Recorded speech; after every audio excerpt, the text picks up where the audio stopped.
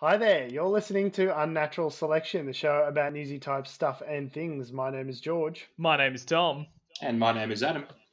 And with our powers combined, we are Unnatural Selection. Make sure you visit us at our salubrious home on the web, unnaturalshow.com. Back for another week. Back for another week.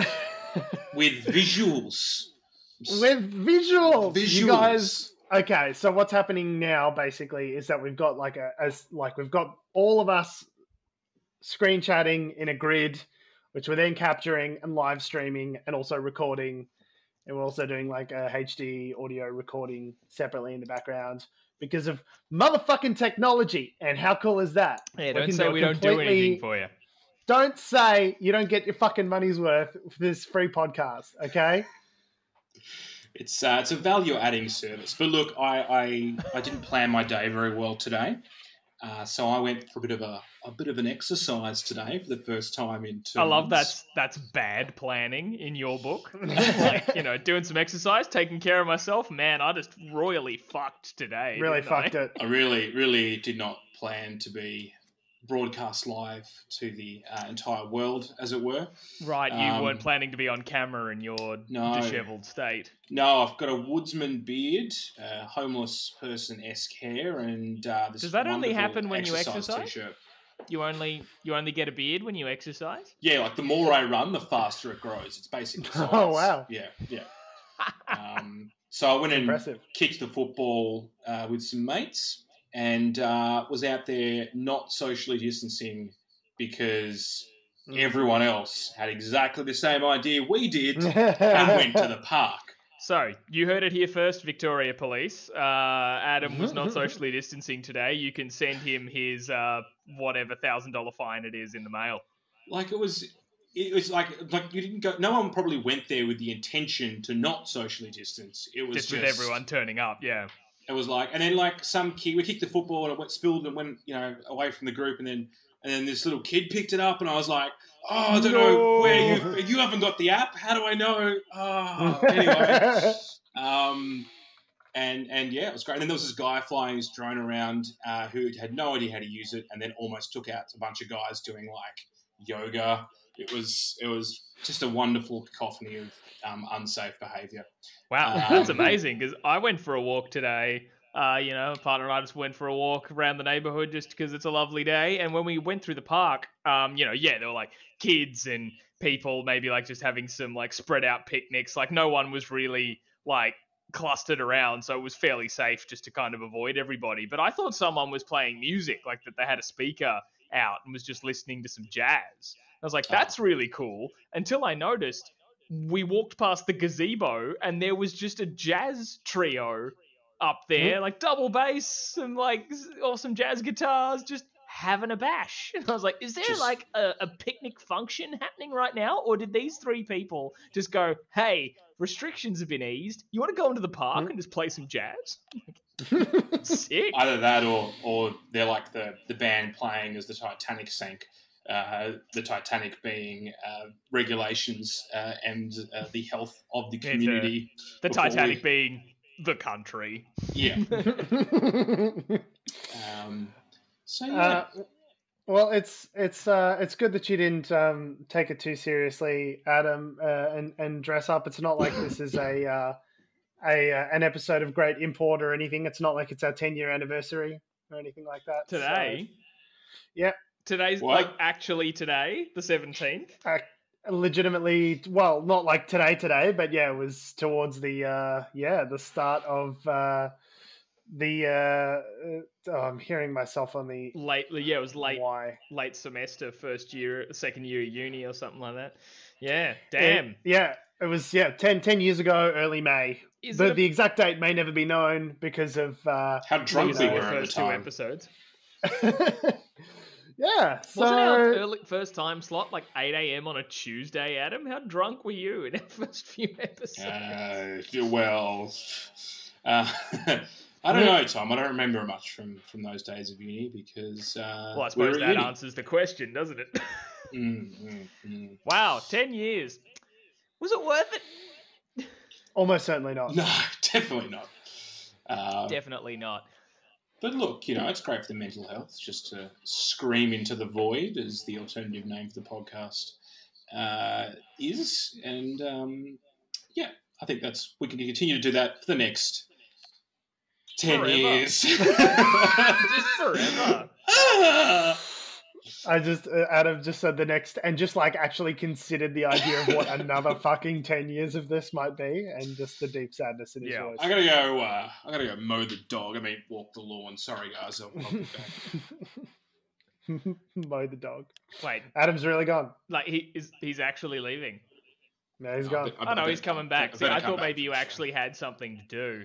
Like, No. Elle had called out from the other room. But you were just working for a bit. But no, you did just step off camera for the purposes of comedy. Yes, I was reconsidering my will to talk to you guys.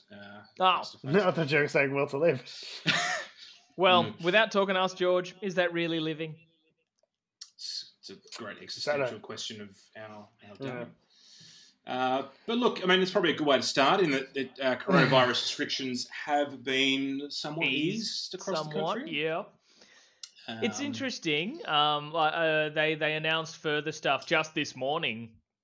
I think for us here in Victoria, I don't know about the rest of the country, but the pubs can open up again slightly at the start of June. No more than 20 people. No more than 20 people. So, the three of us, let's get 17 friends and just book out the local.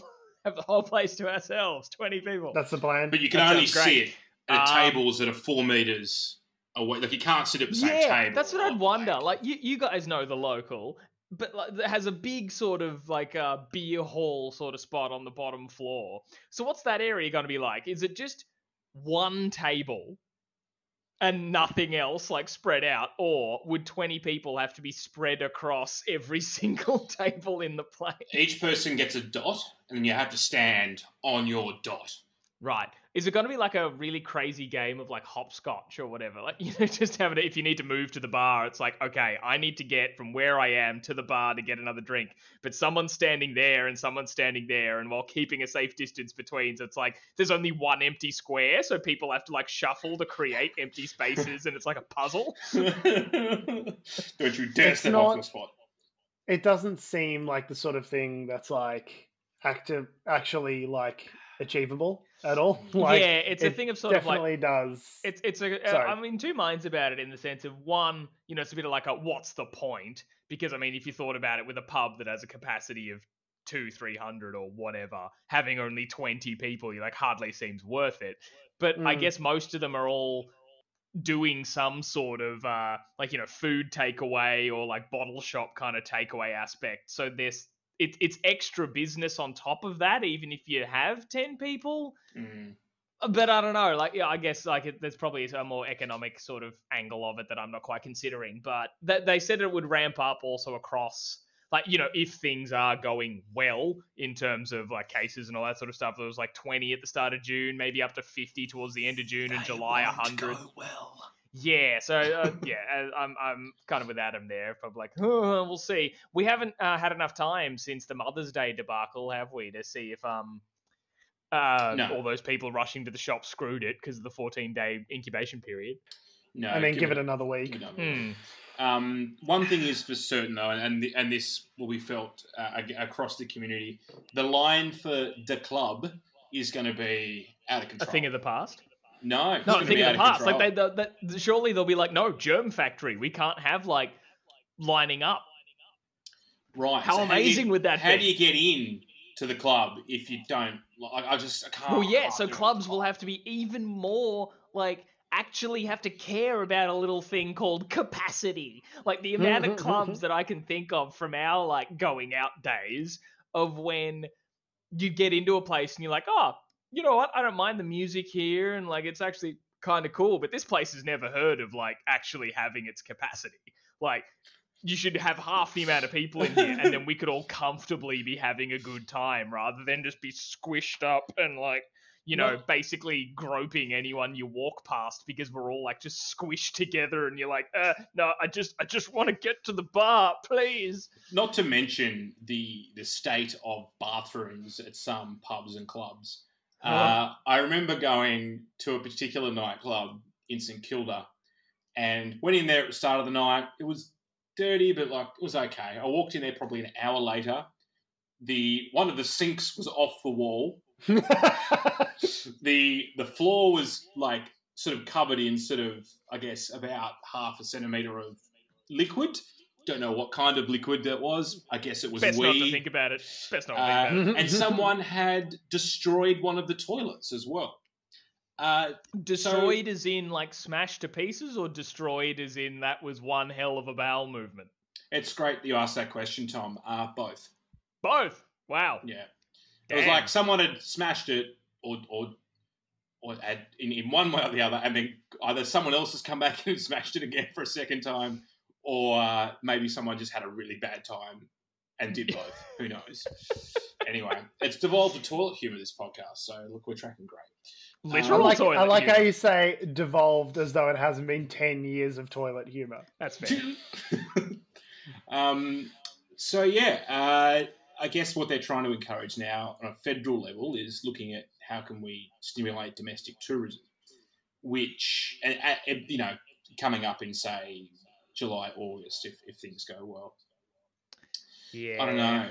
Are you going to go to your local caravan park and hang out, guys? I love the idea, right? I love the idea of, you know, tourists staying in Australia, growing the Australian economy. Still, like, Australia's a huge country. We've got a lot to offer. I think it could potentially be something really good for local businesses and sort of refocusing on buying Australian and like it feeds into all of that. However, I'm pretty sure with all of these people unemployed, everyone's going to be broke as fuck. There's not going to be $20 billion worth of surplus tourism spending like Scott Morrison suggests. They go, normally those people go overseas. They're going to do the exact same amount of spending. They're just going to do it domestically. It's like, no, because everyone's fucking broke, Scott. What are you talking about, bro? No, like, if you can afford to go on holidays, that's great. Like, if that opportunity arises. But I think for the most part, most people are just going to be sitting in their homes cutting their own hair, if I'm any evidence to go by. And yeah, you're right. There's probably also like a diminished returns is not the right term, but sort of, I guess, like a valuing idea in people's heads when they're like, oh yeah, I'll save up 10 grand to do a Europe trip. But when you're like, oh, if I'm only just hopping over to New South Wales, like, it shouldn't cost me that much. Like, that's a cheap holiday. So yeah. And the problem with the Australian, like the Australian dollar, is that like a trip to Bali, like it would cost you whatever it is, $5 grand, 10 grand, but it'd be like an absolute sort of 5-star resort luxury accommodation. Like a king, because you're for that bloody tanking that economy in the process. But that's a discussion for another day. Well, it's just the difference in purchasing power, right? Yeah. That's arbitrage. Yes. That's what a difference in currency is. If anything, you're bringing money to that local economy that they wouldn't otherwise have. But you leave the touristy area and it is not good. We are destroying that country. Yeah, there's like lots of negative effects from tourism. You won't find any argument from me there. But like the difference between that and like a holiday to New South Wales, if it's like $1 equals 10 as it does over there, versus $1 equals $1 as it does over here, like the quality of your vacation would be, I don't know, substantially less doing it George, in Australia. The best Western in Noosa is a quality institution. I don't want to hear any bagging about it, okay? Look, some people will want to stay there, and that's fine. Supporting the local economy. It just means that your TV is a CRT monitor. That's fine. I do like the idea of maybe like getting an RV and like going around and like actually seeing the country and stuff. But again, these are not experiences that are going to be like massively additive for the Australian economy. Like me in my own accommodation, driving around, like just spending money on like Coles lunches is not necessarily going to be a huge win for hoteliers and restaurants. And like, I think people are still going to be scared to go and do those things. Like I got my first barista coffee today in several months.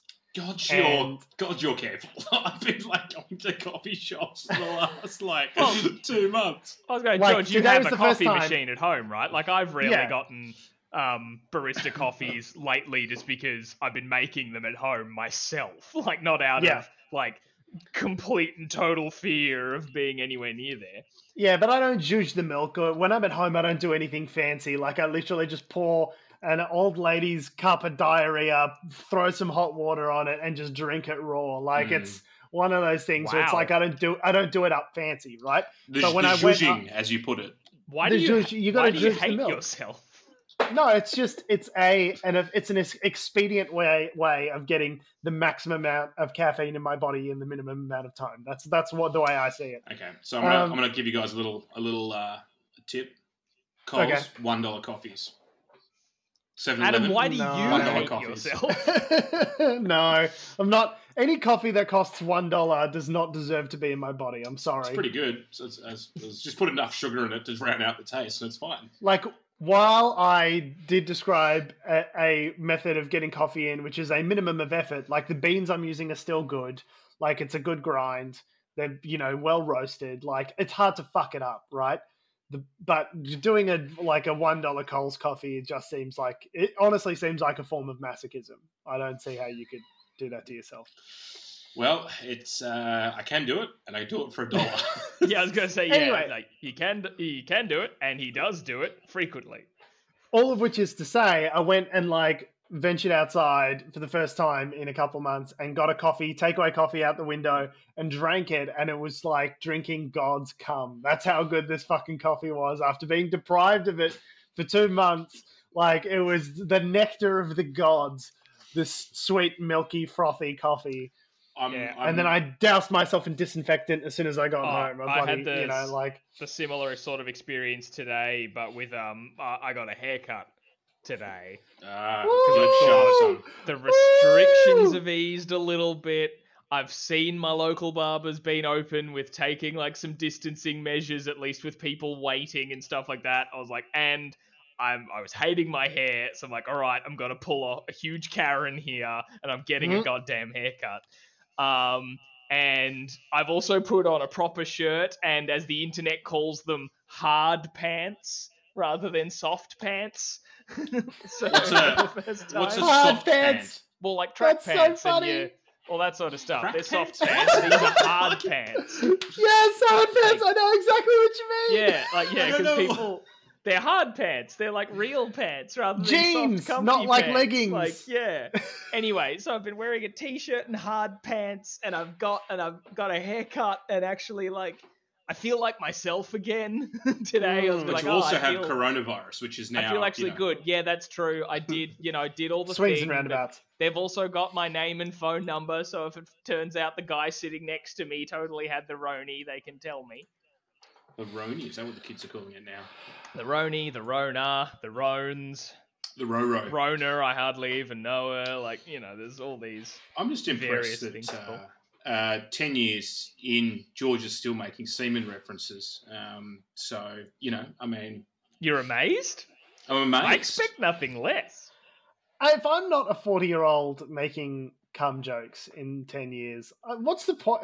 If that's what growing up looks like, let me stay young forever. Growing old is compulsory. Growing up is optional. 100%, Tom. We're going to be playing Battlefield 12 together. Yeah. Getting owned by children who still have reflexes. Literal children. Us with our arthritic wrists. Mm-hmm. Yeah, it's why I hope video games haven't moved too much into the VR active physical space by the time I'm ancient and in a retirement home, because as long as my hands still work, I'll just be playing video games all the time. Sometimes you just want to You're playing with your hands? That's like a kid's toy. It's like a baby's toy. Sometimes you just want to sit back and be the neck-bearded guy from the South Park episode of World of Warcraft. Just the slanted in your chair sort of thing.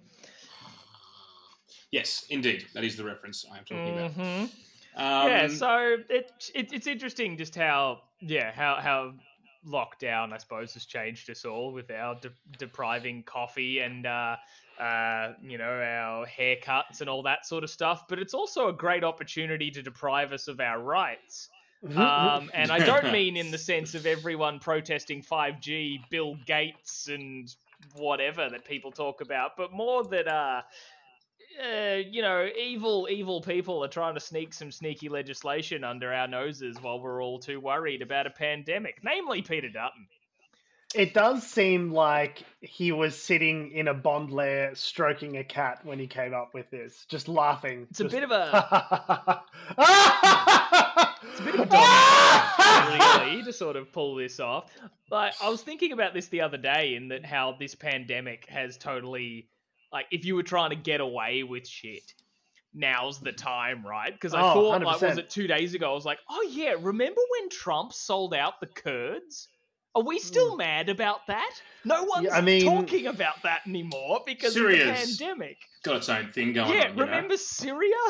I was talking about, like, to someone was saying, like, if the other day, like, if when climate change kicks in, like, surely places like Vietnam and Tuvalu are fucked. Like, it's going to start a war. I was like, no, it's just got to be mass migration, like Syria again.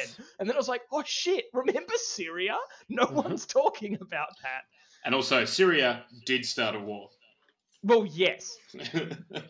That's of course. Different, though. But my point is, no one's mad about certain things anymore. But also, someone is capitalizing on that opportunity, namely Peter Dutton, where he's just sliding some extra totalitarian legislation across the table while fewer people are in Parliament due to social distancing, and we're all terrified about when we can and can't get haircuts. Well, it's sliding some totalitarianism into your DMs. Just a snifter of it. And just, it's just like, hey, democracy, you up? You up? Send nudes. The bill we're talking about is the Australian Security Intelligence Organisation Amendment Bill 2020. Which sounds so boring. It does, doesn't it? It's really important. The nothing to see here 2020 bill. Everybody keep as you were, nothing to see here. Yeah, 2020, everything's fine. Totally not evil shit going on over here. So if you look at the government's website about this, the way that apparently the existing legislation that concerns ASIO, which is the Australian Security Intelligence Organisation Act 1979, that had a sunset clause, right, which is due to expire on the 7th of September this year. So back in the 70s, whoever made the legislation thought, it'd be a great idea, we'll just chuck a sunset clause in and we can reassess it at that point. So they've got to basically, for ASIO to have the same sort of powers, they need to do a new bit of legislation. However, they're not just doing the same powers, they're also updating them. Oh, just want to slip a cheeky extra few powers in there. Just slip one in, mate. Just slip it in. Just test the waters. And there are a number of very concerning bits which would seem to infringe on the civil liberties of Australians, even if they are suspects to a terror, plot or whatever it may be. Which are exactly the kinds of little just bits you want in a piece of protective legislation, right? Let's just talk about whether we're allowed to investigate terrorism. Let's just take some rights away at the same time. That's exactly what we want. Just a few little... The public's in a mood to surrender rights right now. So we got to capitalize on that opportunity. Right? We want to feel safe. Yeah, legit. We got them to get this Bluetooth app on their phones. Let's see how far we can push it. All right, guys, I've got an idea. How about a microchip that they have to stuff up their ass so the government can track it? No? Is that crazy? Too crazy? Okay. No, do you reckon they'd do it? They're totally going to do it. I reckon they'd do it. They did it. I think if we ask them to do it, they'll do it. Yeah. So a couple of things. This one doesn't even serve a purpose. How about... It's a light bulb, okay? I have to shove it. Oh, okay. Sorry, you were saying Adam. Back up. So some of the things we're talking about here are basically. So one of the examples of the way that they're editing it, it would allow ASIO to question people between the age of 14 and 18 if the young person is a target of an ASIO investigation into politically motivated violence, which is a pretty broad criteria. So if ASIO wanted to investigate any of the African youths down here in Melbourne, that would be potentially something that they could do. It's weird that the roving gangs of African youths that were endangering our entire communities mere months ago have just kind of evaporated from the news. It's weird. Yeah. None of those people exist. Yeah, we caught them all, and don't have to worry about that problem that was literal front page news. Yeah. Before now, it's almost like it wasn't a problem. Almost like it was ginned up. Yeah, it's almost like it was just a bunch of News Corp journalists just ginning up fear for no fucking reason. It's weird. Sorry, go on. You were saying, Adam? So another thing that they can do now, or at least another thing that the legislation is proposing that they'll be able to do, is basically if ASIO believes that having a lawyer present with you while you're being questioned would somehow endanger the ongoing investigation and tip off the people that you're investigating, they are within their rights if there is a certain set of circumstances in place. So basically, I think, I can't remember, I'll have to read the legislation a bit more carefully, but basically the lawyer can be taken away if it's deemed to be an endangerment to the existing I thought if they were thinking like if the lawyer's conduct during questioning or something is problematic for them or getting in the way, or if they suspect that contacting that lawyer would be dangerous or something like that, because I assume the idea that they're going to put forward is like, oh well, what if the lawyer is also involved in this plot or something like that, like contacting that lawyer, like the lawyer's dodgy or something, but it just means that they cannot let you see a lawyer, which including those teenagers that we mentioned before, right? Terrified teenager can't talk to a lawyer if they decide. Yeah, it does kind of suspend rule of law a little bit.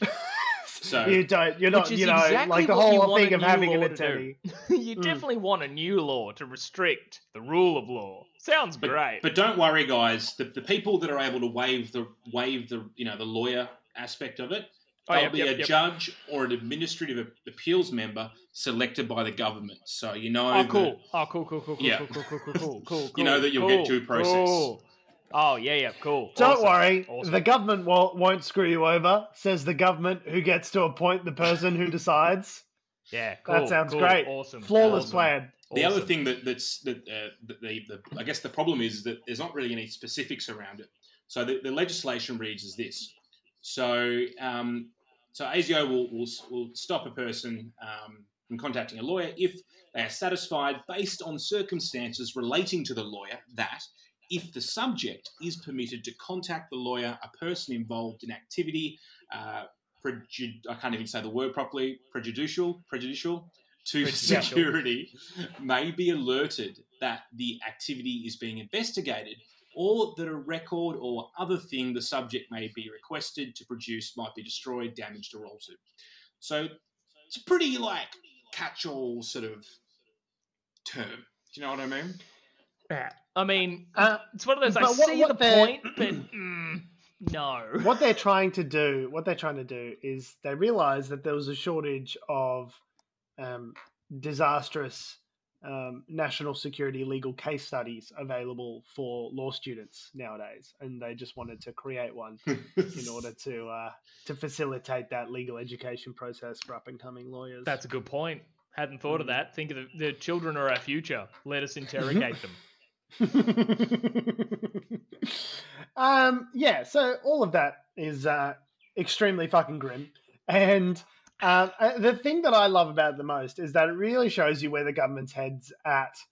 And it's like, should we be dealing with the coronavirus pandemic, or should we get back to the business as usual of oppressing should we get back to the business as usual and appeasing the man who tried to topple me and allowing him to create the police state that he has ever so dreamed of since he was a wee little boy?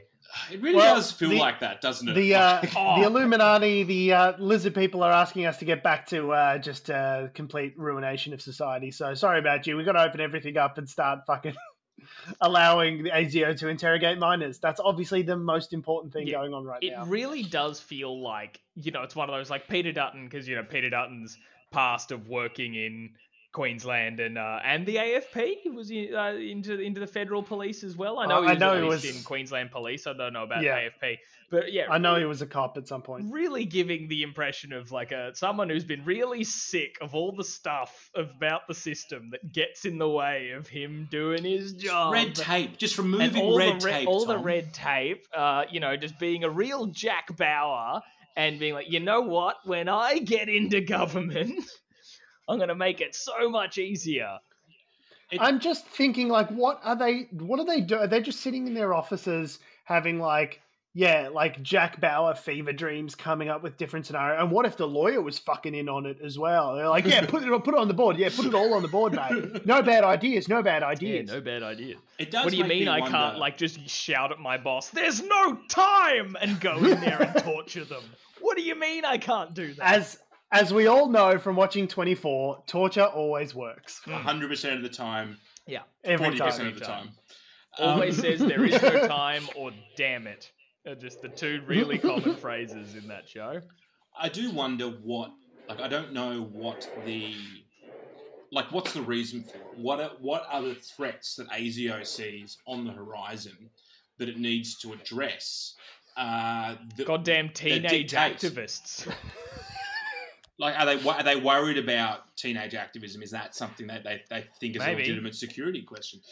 I think they're probably just wanting an excuse to be able to, when the inevitable climate change refugee protests happen, to be able to just fucking pull people aside and question them without an adult present. I think that's 100% what it is. I mean, it has to be within ASIO's remit. It can't be something the federal police are doing. It can't be something the local police are doing. It has to be something that ASIO... Well, yes. But that's the benefit of being ASIO, is you can just do whatever the fuck you want and say, sorry guys, can't talk about it, top secret ASIO stuff. and everyone just has to go along with it. I suppose they'd probably say it's concerns of... like, I don't know, like minors being radicalized or things like that. But I'm sorry, is this really the foremost pressing national security concern right now? Exactly. How about the fact that with everyone working from home, we're all using video conferencing software, and that's not necessarily secure? How about, cybersecurity? How about the fact that our entire economy is based on these services now, which could be hacked, which could be, corporate espionage? Like, that's the actual security threat right now, is cybersecurity, because everything is going through these services. How about a little bit of attention on that, rather than fucking 14-year-old jihadists joining? I don't even know what they're thinking. Like, what does this even apply to? Are they worried that Chinese students are somehow, like, agents of a foreign government, are like coming to, like, somehow... I don't know. That's the thing, Adam. I know you say that as something ridiculous, but I reckon they probably are. Like, I reckon they are worried about that. Like, I remember seeing, I think it was a Four Corners report where they were talking, this was a while ago, obviously before all the coronavirus stuff hit. So but like basically 10, 20 years? It feels like that, doesn't it? It does. Remember when the country was on fire? Remember that? Oh, yeah. That was 4 months ago. Yeah.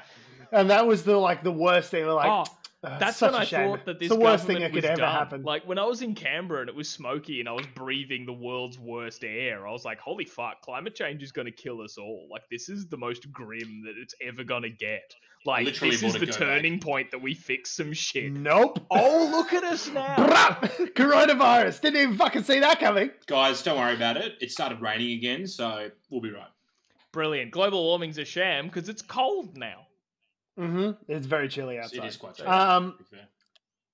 But yeah, so there was a report talking about, various members of universities and schools expressing concern around, this is around the Hong Kong protests when all that sort of stuff was happening, saying that Chinese students had been, and like Chinese student organizations had been like reporting information back to China about like protest activity that was happening on campus at Australian universities.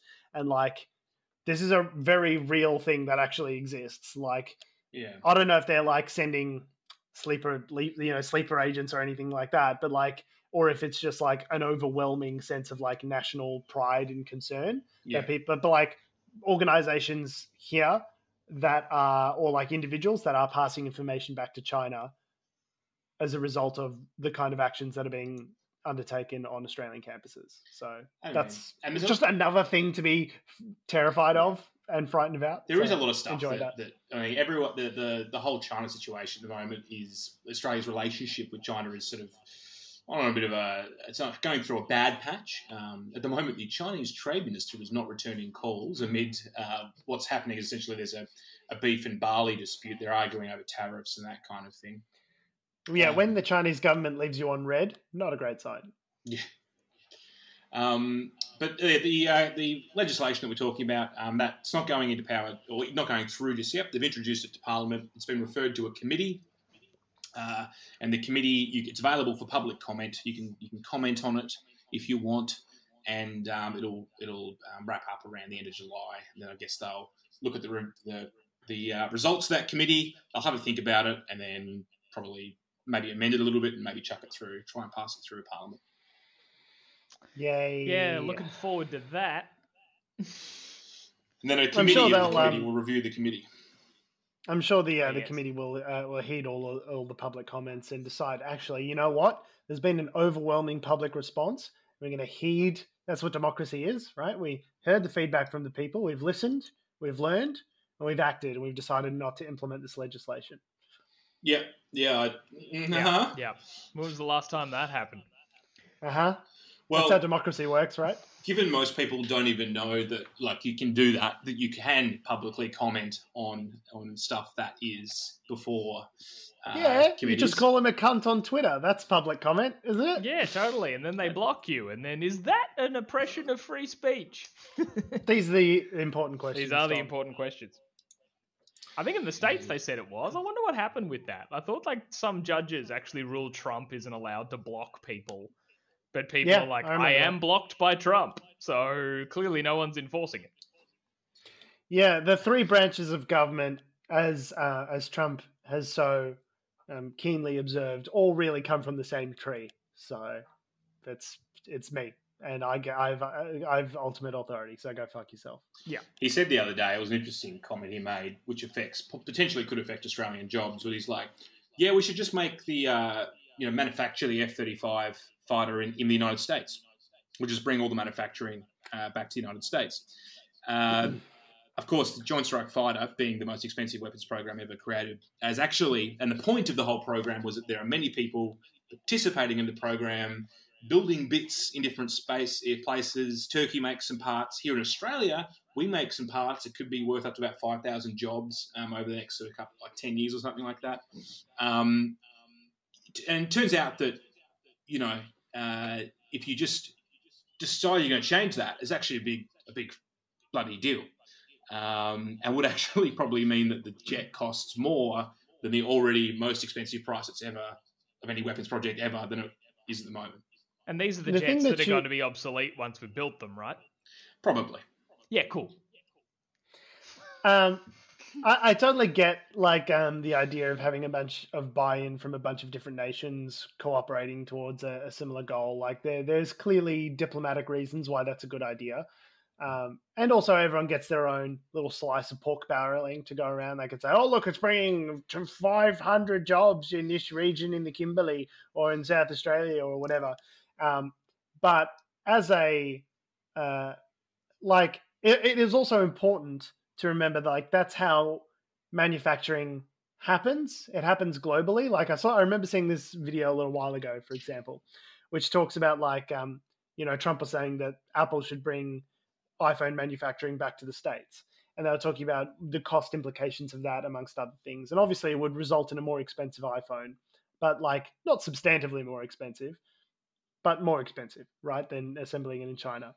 But they were saying because of the globalized manufacturing process, it wouldn't actually be possible because all of the constituent parts of a phone are built or sourced from all these various hundreds of, a couple of hundred different places all around the globe. And then raw materials are mined here. And then they're processed over here. And then those processed materials are combined with 5 other materials over here and to combine to make this product, which is an alloy. And then that thing is one of 12 things in a microchip, which is then assembled over here. manufacturing in a globalized economy is extremely, extremely fucking complicated for something as simple as like a phone, let alone the next generation of fucking fighter jets and things like that. Like, we'll just flip the switch, George. We'll just flip it. We'll just bring it over. Yeah. You know how they're making them elsewhere when they make them here. I'm a genius. Nobel Peace Prize. It's really just not as simple as that. Like, it turns out in a globalized economy, we rely on other players in the globe for that to happen. And manufacturing is an extremely complex process nowadays. It's not just fucking widgets. You're not building widgets for a MBA case study. You're actually like, it's very complicated. Like, anyway. George, what's your surprise for us? I hear. Oh, the surprise was that it was our 10-year anniversary. Right. Wow. Okay. I thought you had a hot like new news story or something you wanted to share with us. No. So, but for the 10-year anniversary is tin or aluminum.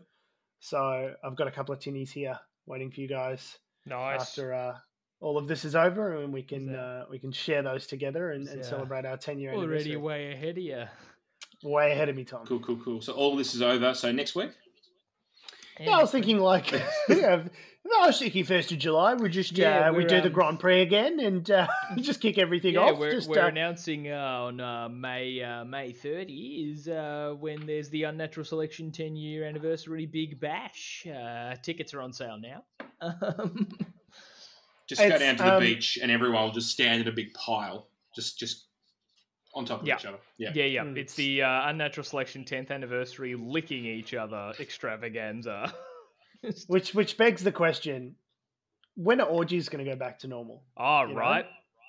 All those poor group people really into group sex. The people, all the people I know who are in open relationships or whatever, or frequent sex parties and things. I'm like, man, that's just like totally ruined your calendar for like the rest of the year. If you're single right now, basically you just need to accept the fact that you're never going to have sex again. Like, or you're just risking the Rona every time you breach quarantine to go get some sex. Are you allowed to go and have sex with someone? Well, if you're on Tinder. Well, I suppose and you're flicking through.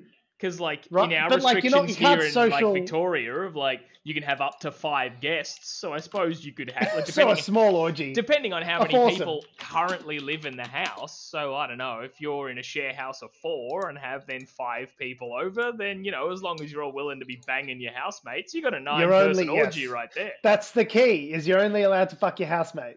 So I want to just quickly on that topic. There's an article. Did Adam just Google when can we have orgies again? No. I saw an article the other day in The Guardian. The Dutch have actually some official advice on this, and they recommend locking yourself down with a sex buddy. So single men and women in the Netherlands are being advised to organise a sex buddy, spelt with a SEKS, given the language, after criticism of rules dictating that home visitors maintain a 1.5 metre distance from their hosts during a coronavirus lockdown. So you need to pick someone. None of this. That's a real gamble, mate, to go like, I just met you and this is crazy. Be my lockdown partner for 3 months, maybe. Yeah, I love that seems to be it's them being like, okay, it's essentially the government mandating get into a relationship.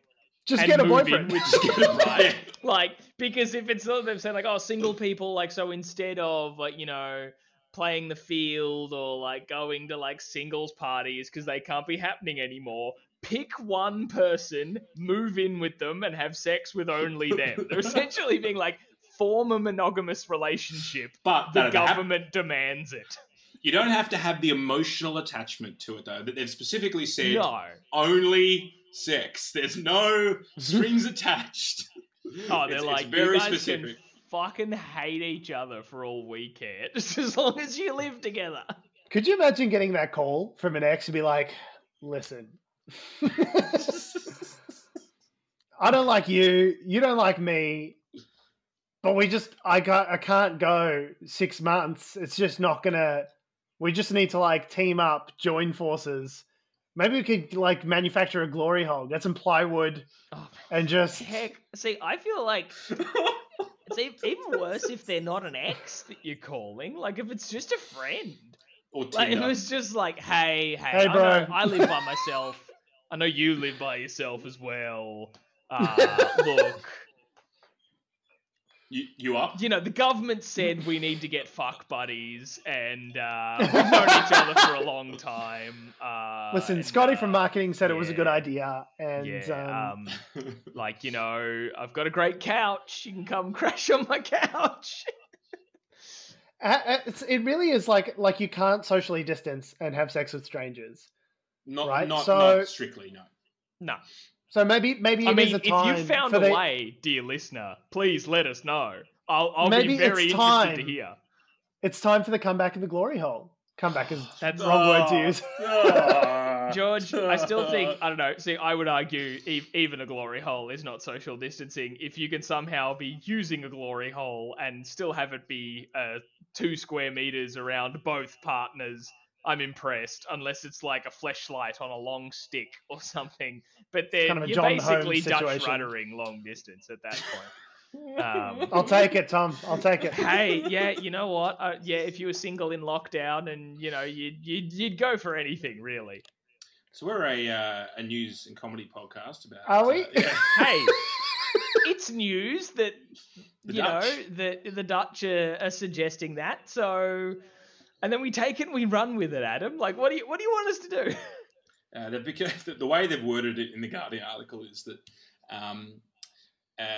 the advice of the public institution has been amended to suggest that those with a permanent sexual partner come to a mutually satisfactory agreements with like-minded individuals. So read of that. Adorable. Wait, what are they? Is that specifically for like people who are dating but don't live together? Because they're like, look, you don't live together, so rather than you crossing town to see each other and breaching quarantine, you're both just going to have to come to an arrangement that you each move in, if you're not comfortable moving in together, obviously, moving in with a different sex buddy. No, it's more about visitors. It's to do with their specific rules. So there were rules around dictating that home visitors maintain a 1.5 metre distance from their hosts. So if you had someone who wasn't part of the home that you're living in, anyone visiting, whether it be a family member or a potential love interest or whatever, they would have to maintain a 1.5 metre distance. So what they're saying is if you don't want to maintain a 1.5 metre distance, it has to be just with one person and you've got to make sure you pick the right one.